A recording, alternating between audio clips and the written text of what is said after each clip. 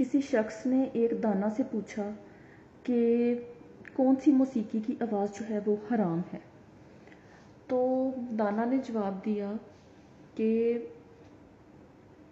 امیروں کے برتنوں میں بجتے ہوئے چمچوں کی آواز اور ان کی موسیقی کی آواز حرام ہے جو کسی بھوکے اور مسکین کے کانوں تک پہنچے، کیونکہ کسی ایسے انسان تک ان چمچوں کی آواز پہنچنا جو بیچارے بھوکے پیٹ سو رہے ہیں یا بھوکے پیٹ گزارا کر رہے ہیں. اور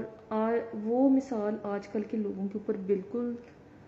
سوٹ کرتی ہے اور ٹھیک بیٹھتی ہے، کیونکہ ہمارے ملک میں جو زیادہ حالات پیدا ہوئے ہیں وہ اسی وجہ سے ہوئے ہیں کہ بہت سارے لوگ ہیں جو سفید پوش ہیں اور ان کا پتہ نہیں چلتا ہے، وہ ظاہر نہیں ہونے دیتے ہیں کہ آیا وہ رات کو بھوکے سوئے ہیں، بھوکے پیٹ سوئے ہیں، ان کے گھر میں کھانے کو کچھ نہیں تھا. لیکن وہ کہا گیا نا کہ آپ اپنے محلے داروں سے پوچھتے رہا کریں کہ کیا ان کے حالات کیسے ہیں، آپ ان سے آگاہ رہا کریں. لیکن آج کل تو کوئی اگلے گھر میں مر بھی جائے تو کسی کو خبر نہیں ہوتی ہے کہ کیا ہو گیا، اگلے گھر میں کیا نہیں ہوا. لوگ اتنے اپنی لائف میں بیزی ہو گئے، اتنے سوشل لائف میں بیزی ہو گئے کہ ان کو فرصت ہی نہیں ملتی کسی کے حالات جاننے کی کہ کون کس حالات سے گزر رہا ہے، کون کیسے اپنی زندگی بسر کر رہا ہے. مطلب کسی سے وہ جھوٹے منہ بھی بات نہیں کرتے ہیں. اس طرح سب نفسا نفسی میں پڑے ہوئے ہیں کہ مجھے یہ مل جائے اور مجھے وہ مل جائے، اور کوئی جس طرح مرضی مر رہا ہے، بھوکا مر رہا ہے یا جہاں پہ جیسے بھی رہ رہا ہے، وہ اس کا مسئلہ ہے، ہمارا مسئلہ نہیں. اور کچھ یہ بھی باتیں کہیں پہ ٹھیک بیٹھتی ہیں کہ اگر آپ نیکی کرنے کو جاؤ گے تو وہ آپ کے اوپر بری پڑے گی. لیکن جو سفید پوش لوگ ہوتے ہیں نا، جو واقعی میں ڈیزرو کرتے ہیں، وہ کسی کے آگے ہاتھ نہیں پھیلاتے ہیں، وہ کسی کے آگے اپنی پریشانی کا اظہار نہیں کرتے ہیں، وہ اللہ کا شکر ادا کرتے ہیں. جیسے بھی ہوں آپ کو وہ ہنستے ہوئے ہی ملیں گے، لیکن ان کے چہروں سے یا کچھ ایسی باتوں سے آپ اندازہ لگا سکتے ہو کہ یار ان کے حالات کیسے ہیں یا وہ کیسے اپنی زندگی کو بسر کر رہے ہیں. تو ہمارے معاشرے میں اکثر ایسے ہوتا ہے کہ لوگ جو ہیں وہ کسی کے سامنے بڑا اپنے آپ کو بتا رہے ہوتے ہیں کہ میں تو یہ کھاتا ہوں اور میں وہ کھاتا ہوں، ہمارے تو اس چیز کے بغیر گزارا ہی نہیں ہوتا ہے. اور ایسے لوگوں میں بیٹھ کے، ایسی جگہ پہ بیٹھ کے وہ باتیں کرتے ہیں جہاں پہ اگلا بندہ وہ چیز نہیں افورڈ کر سکتا، اور اس بندے کے جو فیس کے ڈیزائنز ہوتے ہیں یا وہ بیٹھ کے اپنے آپ کو کمتر فیل کر رہا ہوتا ہے آپ کے بیچ میں، وہ چیزیں کچھ ہی لوگ سمجھ سکتے ہیں جن میں احساس نام کی کوئی چیز ہو.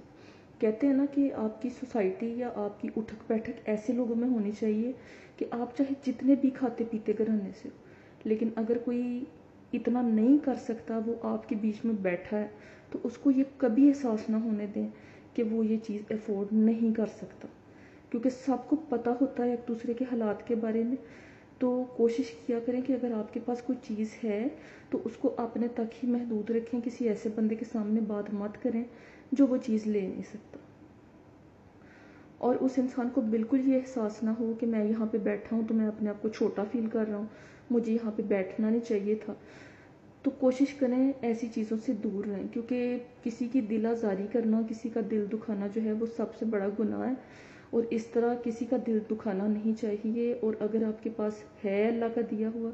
تو کوشش کریں جو لوگ ڈیزرو کرتے ہیں ان تک وہ چیز پہنچ جائے، کیونکہ جو اپنے ہاتھوں سے دی ہوئی چیز ہوتی ہے نا، وہ آپ کے زندگی میں کام آتی ہے اور آپ کی آخرت میں بھی کام آتی ہے. لیکن ہمارے معاشرے میں تو بہت ایک سٹیٹس بنایا ہوا ہے لوگوں نے، اور بہت فخر فیل کرتے ہیں کسی کے سامنے نمائش کرنا اور بیٹھ کے طرح طرح کے کھانا. اور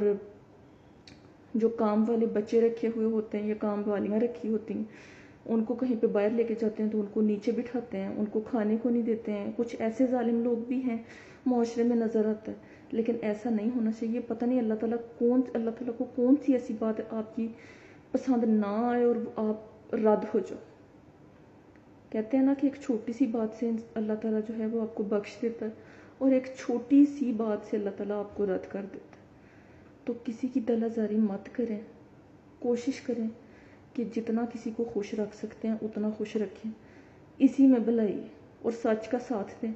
اور لوگوں کی مدد کریں جتنی کر سکتے ہیں. جو ڈیزرو کرتے ہیں،